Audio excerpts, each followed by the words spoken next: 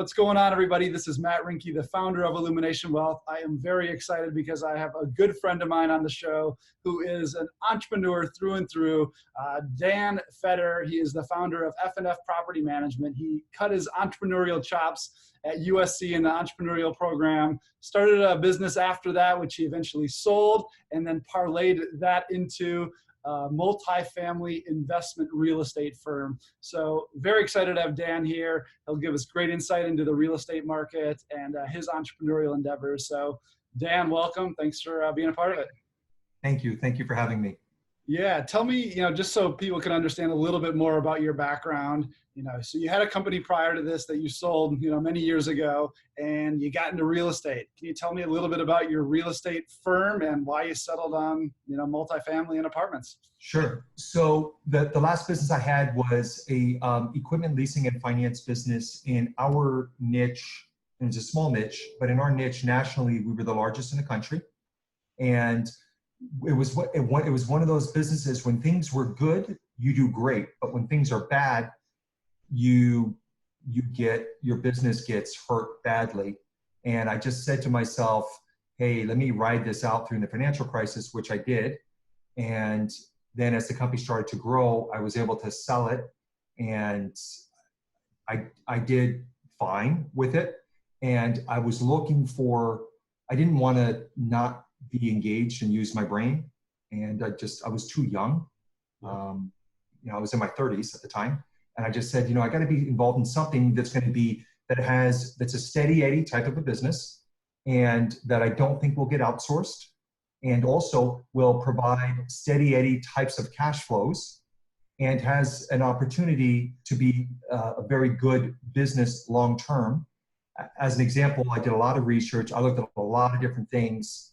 And I do other things besides just being a housing provider. We do other real estate investments and development, but that's our primary. And I did research, and what I learned was the most generous donors, charity-wise, almost always have something in common. And when I say the most generous consistently. Because to me, being charitable with your time or with resources in terms of money is all nice and great, but those people who do it consistently, they've got things figured out. And what I learned was the people in the multifamily sector, they are the most generous on a consistent basis throughout. And I said, wow, what a great business. That if you can afford to be generous consistently, it must be a great business and gives you an opportunity to have a really incredible life. And that's what I loved about it. That's amazing. It was great. I love that, like modeling success. And I think there's so many examples of it. You figured out this was about, kind of being a servant leader, philanthropic, and this is seeing who are the common threads doing it consistently. Yeah. Your career into that. So that's incredible. That's incredible. Thank you. So, what do you want me to tell you about F&F?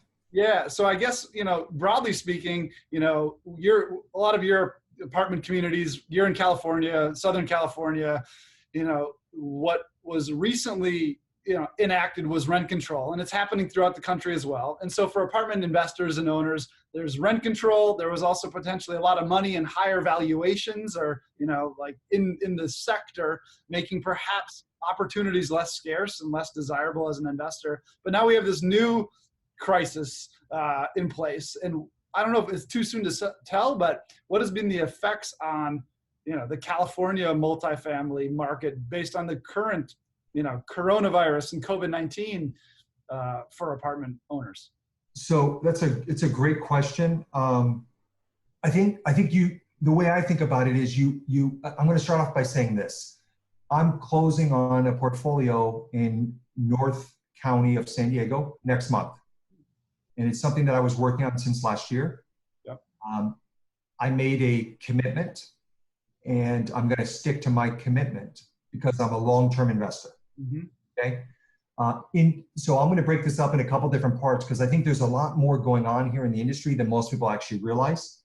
So when rent control got put into place, to me, that was a very clear sign there was going to be more regulation that comes to play. And so what I did, because we're an owner-operator, I put in place, my team and we used outside consultants because the industry as a whole is behind most other industries by several decades. And it doesn't matter how big the companies are. Yes, they're super smart. Yes, they're super sophisticated, but many of them don't have exposure to outside industries, and I have an exposure to an outside industry. So we put in place, once rent control got put in place, it became very clear to me it was already a penny business. Yep. It became even more clear to me that it's going to continue to be a penny business and to expect the unexpected. I didn't know what that meant, but so what I did was my team and I put in place, we put metrics, key performance indicators. We started tracking all the workflows. The software provider that we use, we are nationally, in terms of units, not in portfolio value, but in terms of units, we're their smallest customer in terms of units for that upgrade that we took. And that upgrade only provides about 60% of the data that you actually need. So then I went out and I found a buddy of mine who's been a buddy since we were 15 years old. And he's a problem solver, a very sophisticated problem solver. And so I said, listen, can you do me a favor? Can you go out and can you help me solve? Here's what I need. I need this kind of data, this kind of data, this kind of data. It's not available in the industry. Sure. And what is available in the industry, frankly, is only get you 60% of the way there. And I need to create dashboards and I want to create incentives for our team to have certain levels of performance and that you hit every single part of the business that deals with the customer, that you're measuring how we're doing, customer service, satisfaction, all that kind of stuff. And of course, the numbers, and to get us streamlined and efficient. So we went out and we used, so what we did was we went out and we went out to the World Wide Web and we found a number of independent developers throughout the world. For example, in the former USSR, in Calcutta, India, that do a lot of work for a lot of these big tech companies. And they helped us build, with our direction, the algorithms that give us the data that we need. And then that feeds into, from our software system that we use, our platform, into our dashboards that tell us where we're at every minute of every day. Think of it like if you were walking into a tech company and you know exactly what's going on per second.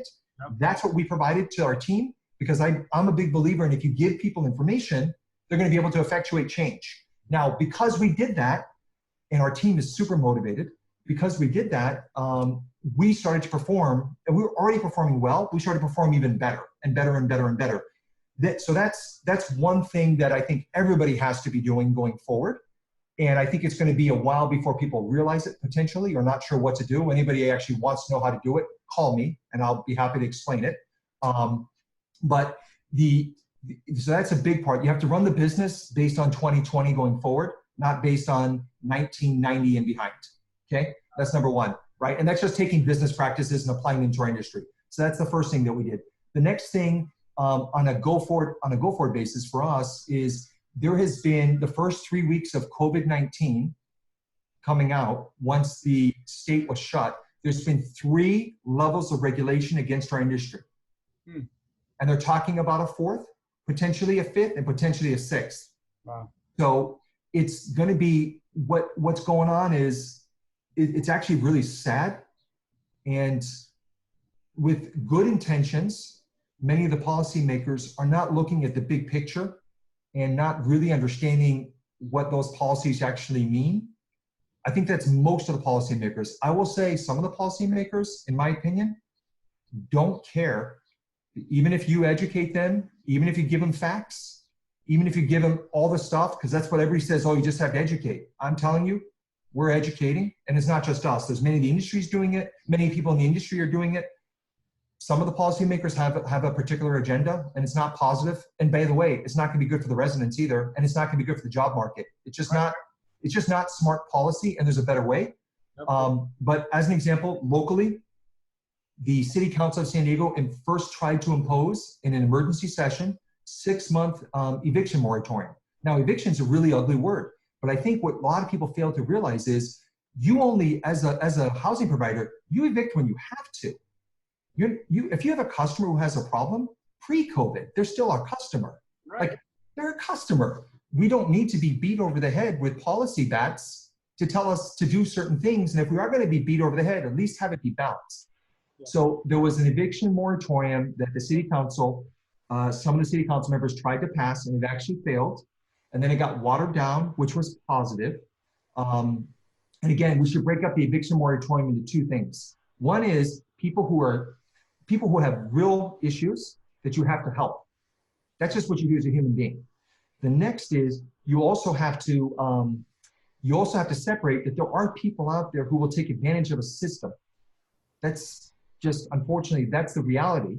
And so we as housing providers don't have the typical framework of options to deal with an issue. For example, it was just terrible policy that was passed. So that was one. Next is the governor came out 2 days later, put on additional language that's not beneficial. And then after that, the state courts came out and put on additional language. Now there's a new policy that was initially introduced in February of 2019 by Assemblyman Ting. He took it and he used the old adage of never let a good crisis go to waste. He dusted it off the shelf because it failed the last time, and he's trying to push forward. It's called AB 828. Okay. So 14 months later, he crossed out a couple lines, gave it a new title. What it is, it says automatically any housing provider that owns 10 units or more is automatically going to have to reduce rents by 25%. Now I'm going to tell you that would, so let's talk about what that actually means financially. Financially, that means that 2/3 of all the properties in San Diego, which is probably a representative number throughout California, 2/3 of the properties in San Diego are 10 units or greater. It's ma and pa's. It's people who are retired fire people, retired police officers, retired sheriffs, retired postal workers, small business owners, you name it across the board. It's the group of people who worked their whole lives, saved their money, and use this as one of their retirement vehicles. They're not going to be able to afford to do that. Right. And what's going to happen, and they have their own bills. For example, they take care of their own family. They have employees that they employ. So if this thing were to pass, it would, my guess is it would probably devastate majority of the industry throughout California. So think about that. It would reduce. So first off, most people would lose the properties. Right. There was a National Housing Association came out with a survey, which I could send you, just came out the other day. 9 cents of every rent dollar goes to the housing provider. So if you reduce the rents by 25%, and by the way, it's for an entire year. All about a month, yeah. They're out of business, almost all of them. And then what happens, and then think about this. So the people who are pushing this initiative, and I would say to you that Ting worked for Arthur Anderson, then he worked for C.B. Richard Ellis, and he was appointed by Gavin Newsom to be the tax assessor for City of San Francisco. This is a very educated individual. He knows exactly what he's doing. This is not that he needs to be educated. He is educated. He's choosing to push an initiative for, I don't understand, it's a short-term thing. It's like a bodybuilder who uses steroids. Eventually, it's going to come back to bite you. What's going to happen is you're going to have a tremendous amount of financial pain. You're going to have people who are going to need government help. They're going to lose their properties. The tenants, our customers, are not going to be able to get the service for us to provide, safe environments for them. We can't deal with people who are really misbehaving in a very effective way. We can and we will, but it's really hard. And what's going to happen is the ecosystem, and housing is a major component in the California. The ecosystem is going to be damaged probably for decades, because what happens is the banks know what the policies are that are in place, and specifically the one that's being proposed. They naturally have to pull back because they have a fiduciary responsibility to protect their stockholders. And sometimes people go, oh, it's just these big fat cats. And I sit and I think to myself, I say, if you have a retirement account with CalPERS or any of these others, you're an investor in all of these financial institutions. You need them to be successful. Yeah. You need them to weather the storm. So they're already pulling back, okay? If they're not going to if they don't, and they may leave the market, so that means there's no liquidity, that means there's no, and the local banks, the minority banks, the community banks, there'll be no money for housing.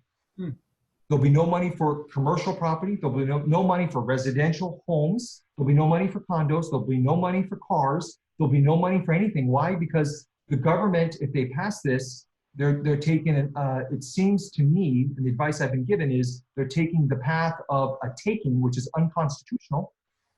So I want you to think about that for a second. And I'm hearing that from very sophisticated attorneys. Yeah. So what that tells me is they know what they're doing and they're still pushing forward on it. Now, that doesn't mean the policymakers are going to approve it. There's a lot of real good common sense balanced policymakers who I would like to believe will do the right thing. Because if they really do care about housing, the last thing you want to do is destroy a market. Because think about it.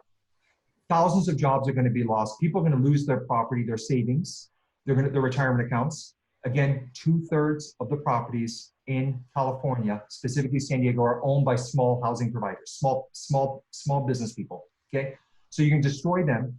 They're going to lose tremendously. The employees are going to get laid off. They're not going to be able to find new work because there's no money to pay them. And the banks are going to pull back. Let's keep going here. Now, all of a sudden, properties are sold based on cash flows, multiples of cash flow. Yep.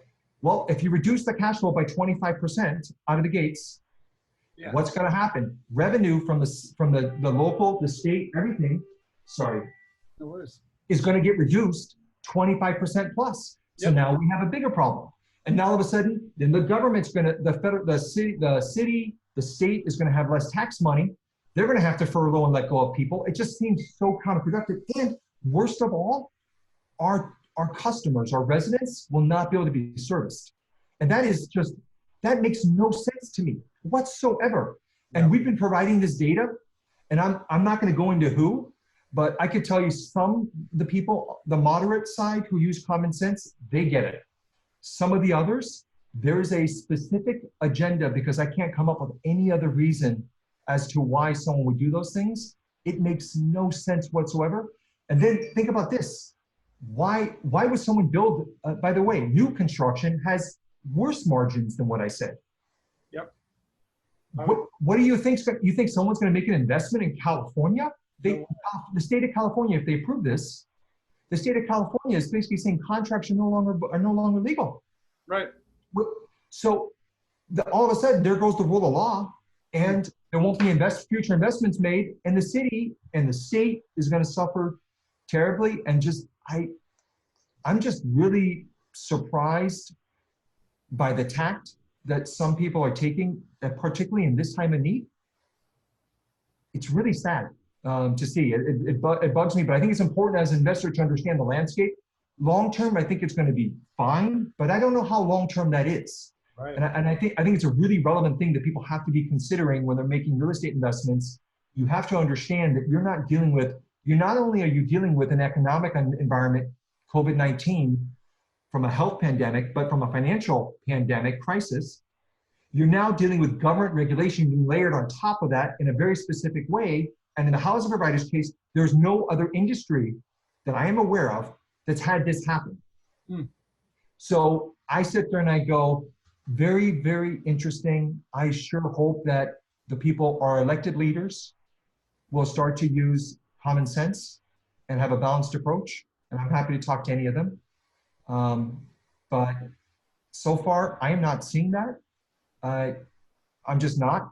And I'm shocked, actually, because it's not what it's like. It's just not healthy for everybody. And if we really care about everybody and care about housing, we already have a fragile housing stock. We already have a housing shortage. How this is productive, I have no idea. Doesn't make any sense. No. Sorry to keep rattling on, but it's a really crazy time. And that's the biggest impediment besides a financial crisis, besides the health. It's the government, the state of California, and locally putting on more and more restrictive laws and taking away legal rights for a particular sick agenda. Right. That no one benefits from. Yeah, it's amazing. It's like, someone's agenda, it's such first level thinking and not second level. Like there's so many unintended consequences that end up hurting the people that you want to help. It's going to hurt it's going to hurt. Like if a lot of these policymakers, they say they're for the little guy. 2/3 of the housing providers are the little guy. Right. And they employ the little guy. They're the small business owners. And all the vendors that we use, those are the little guys. Yeah. And they employ people. So it just goes, it's this huge misconception. And it's a very convenient, to me, I hate to say it in these terms, it just seems very convenient to me that they choose to ignore some of these things, because at the end of the day, as a business person, if one of your clients has a problem, you work with them. That's just what you do. It's not that complicated. Yep. It's not. It's good business. That's just how you do business. You don't need to. Some of these other things, it's crazy to me. Yeah, 100%. And you know, the owners of the buildings have been vilified in this crisis, and the best operators, it's a partnership. They have their clients, they have their customers that you're working together with. So we need those clients. They need us. We all need each other. We're in the same team. Yeah. It's crazy. And so perhaps share a little bit about what you've just experienced within your own, properties and with your own communities, for like working with tenants and, collecting from them and working together proactively with them through this crisis. Like, how has that unfolded for you? What have you seen and experienced? So I've seen I would say majority of our residents have been generally pretty darn terrific. We've had some obviously that have been impacted, and and we work with them. Yep. We just do, which we would always do. That's not like a complicated thing for us. It's just how we do business. Yep. What we've done is we wanted to also make sure our tenants were as healthy as possible, and we were able to secure 10,000 plus disposable masks that we then distributed out to all of our residents. Nice. And we want, for every household, we give them a tremendous amount. And we wanted to make sure that they had them available if they didn't have them. And because we wanted to make sure that we gave them every opportunity to be as safe as absolutely possible while they're in lockdown. Yep. We had one resident who, so most of the residents were very happy, right? But these are our customers. You just do these things for customers. This isn't like complicated, right? Yep. This is just what you do. And we had one resident, which I learned about, which was shocking to me, was they were not happy that we didn't get them the top of the line medical masks. And they threw these masks at one of my staff members. That was shocking to me. Wow. Now, by the way, the top of the line medical masks that are out there, you can only give those to essential industries, and you can only have essential industry people using them. And you can only have, and for example, frontline healthcare workers or people in the construction business. So we also donated several thousand to some of the hospitals as well. But that was, to me, was just kind of like a reminder of like, you try to do the right thing, and then there are just some people who, like, no matter what you do, it's never good enough. And it's just, that to me is kind of sad. But at the same time, most people were very appreciative. We're trying to do everything we possibly can to work with any of our residents. We understand. We also, at the same time, we have, our own staff that we have to pay and want to pay. We have not had layoffs. That's right. Okay. We also, at the same time, we have to pay our mortgages. We have to pay our property taxes. By the way, some people will make comments in the industry, well, just go get the mortgage payment, go to the bank. You don't just go to the bank.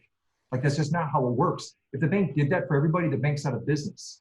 Yep. And in part of our loan agreements, it says we have to pay, for example, property taxes. So it's not like there's any leeway for us. There's not. It's a penny business. And so, most of our residents have been really, great to work with. And I would say, like, overwhelming majority. I hope that continues. And it's been an interesting time period to see human behavior at all levels of society. Yeah. These kind of things bring out human behavior, shows you it accentuates who people really are. Absolutely. And so, speaking of like human behavior, you talked about like your team and you have your own core values. This is a challenging time for everybody. You're in an industry that's impacted by this. What have you been doing, to maintain the culture at your company to keep people engaged and feeling good about showing up for work every day or working remotely? What's kind of happening internally?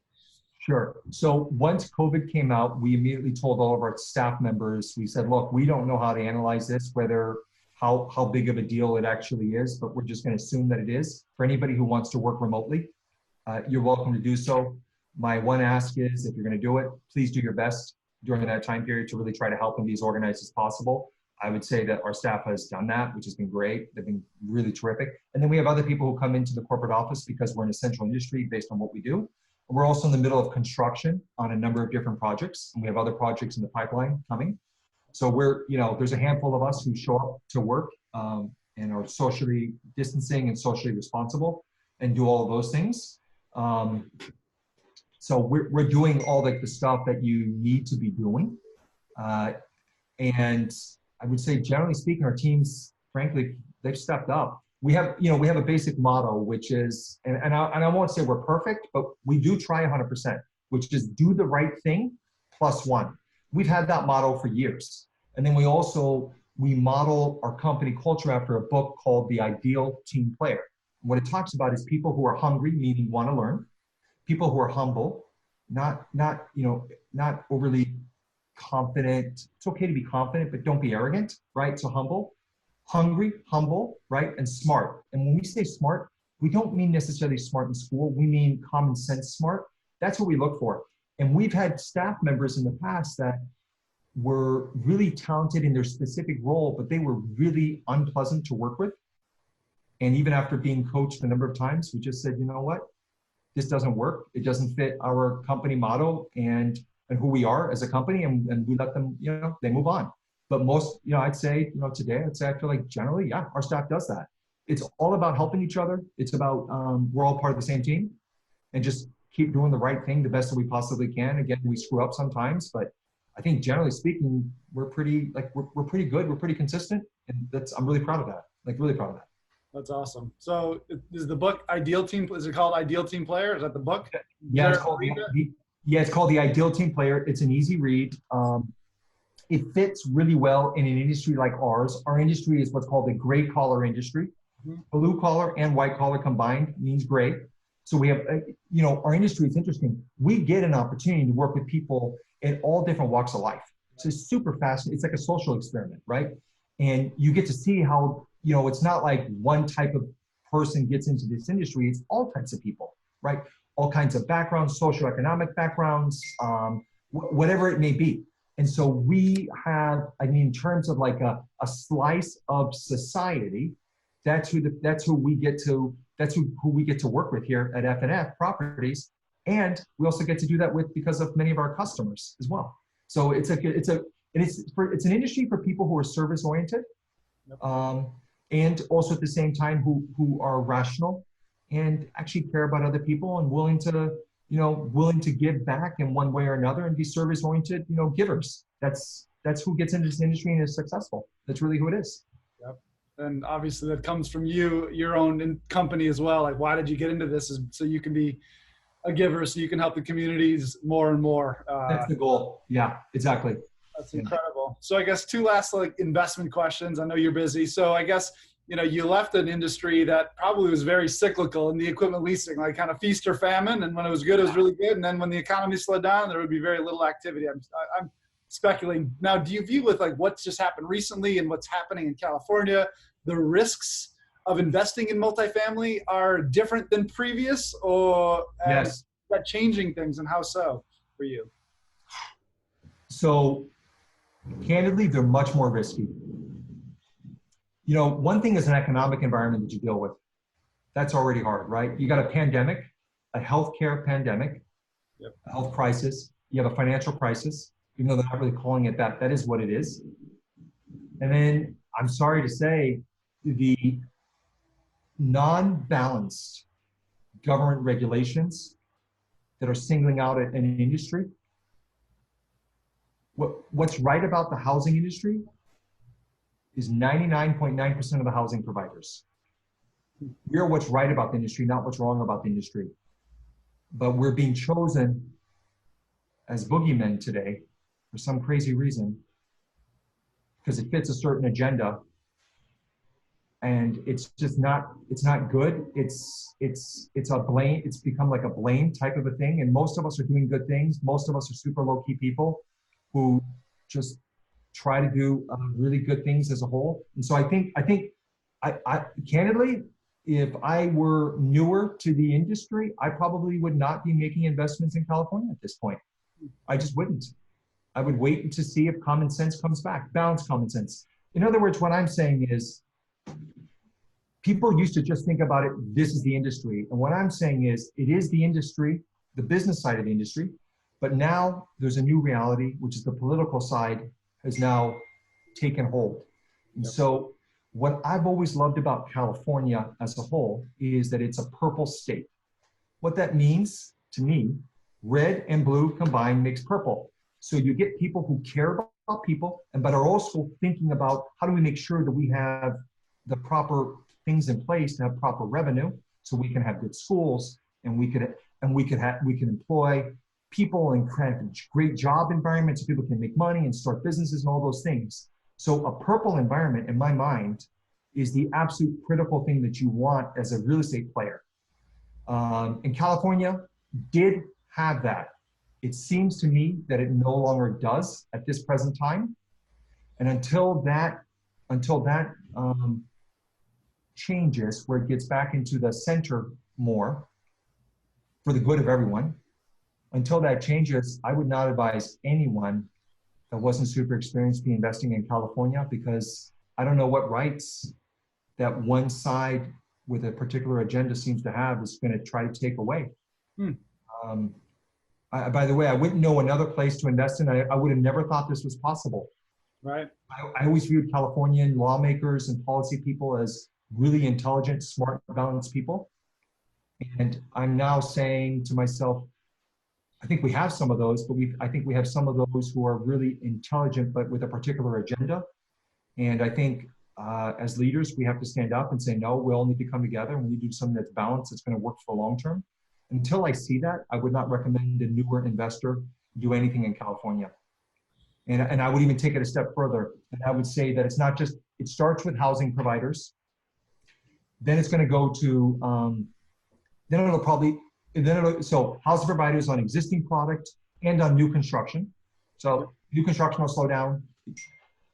New existing stuff will get handicapped big time, okay? If they don't lose the properties, quite a few will lose the properties. It's going to be bad based on what's currently being contemplated.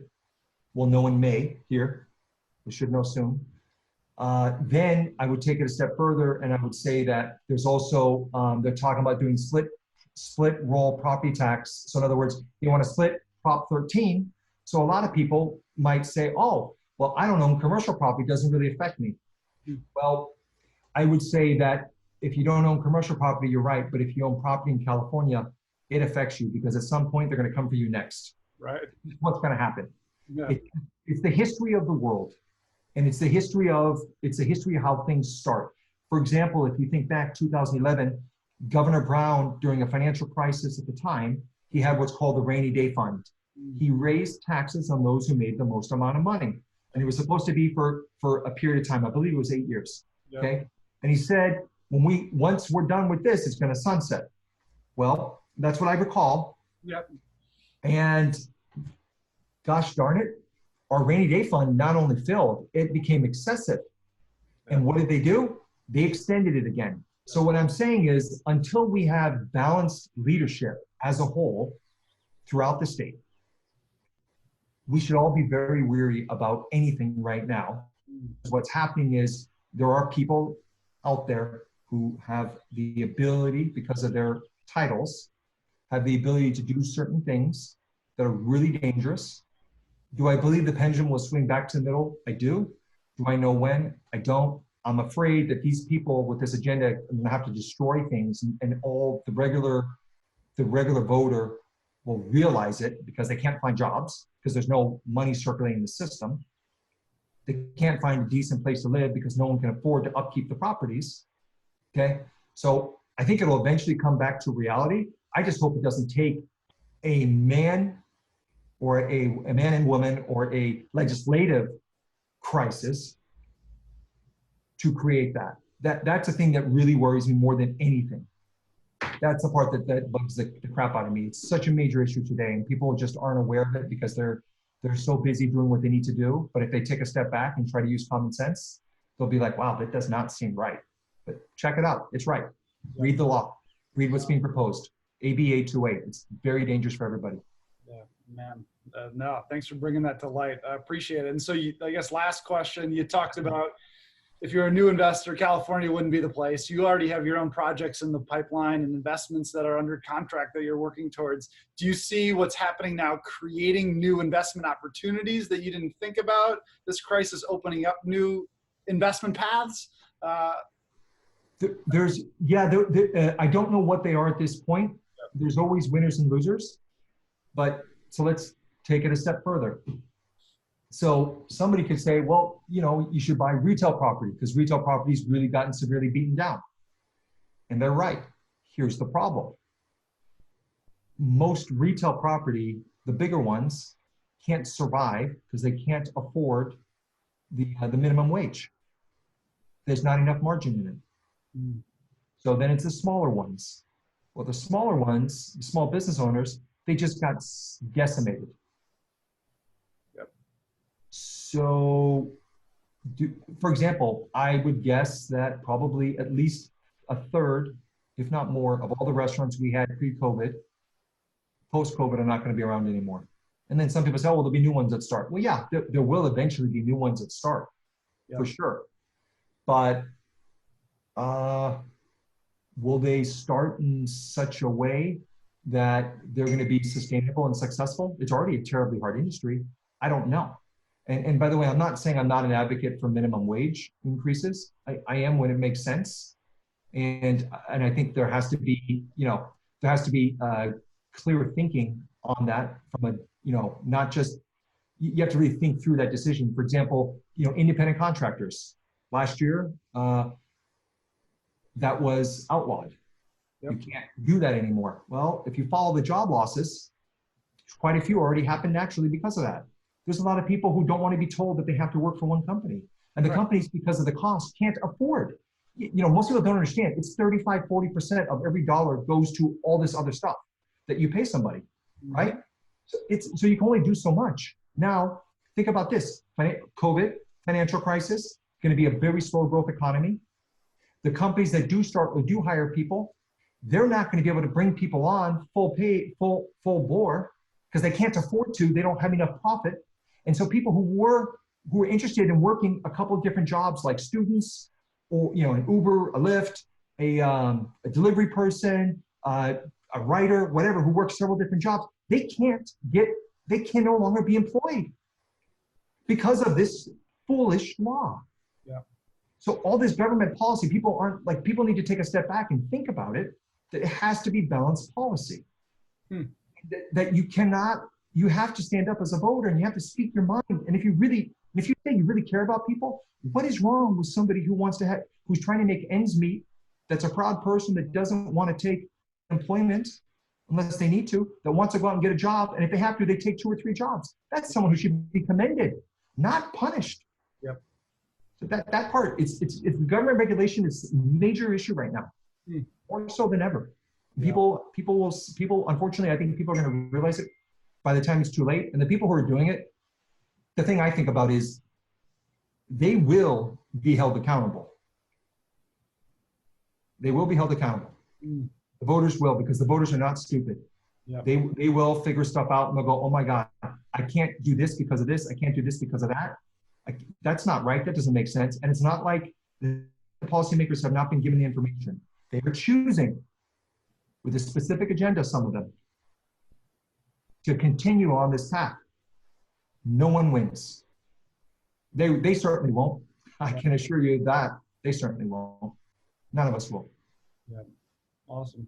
No, thank you for all of your insight, experience sharing. I think you opened up a lot of investors' eyes to things that they might not be thinking about because they're dealing with the immediacy of some of the issues right now. And so, but there's bigger trends at play that have far-reaching implications. So awesome insights from how you're continuing to professionalize the company to the value system in which you've started your business. So thank you for your time and your sharing. And where can you find a little bit more about your properties or your company?